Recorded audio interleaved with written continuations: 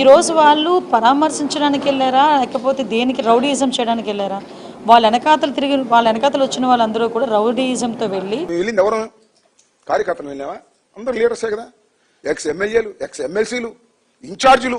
మేము కార్లు వేసుకెళ్ళాం, మేమే రాళ్ళు తీసుకెళ్లేదు, కర్రలు తీసుకెళ్లేదు, మా సైన్యాన్ని వెంట పెట్టుకోలేదు, మా కార్యకర్తలు ఎవరిని వెంట పెట్టుకెళ్ళలేదు.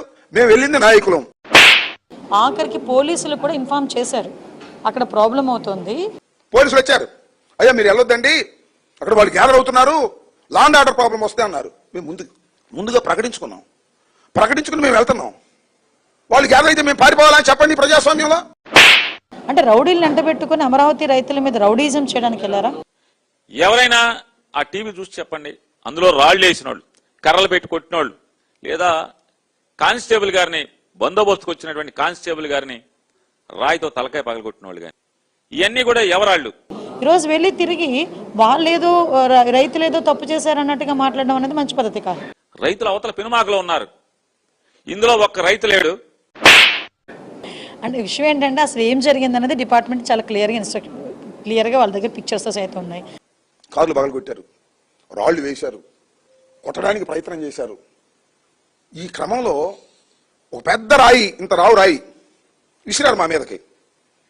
ఒక కానిస్టేబుల్ అడ్డం వచ్చాడు, వాడికి తెలియదు పాపం, ఈజ్ హాస్పిటలైజ్డ్.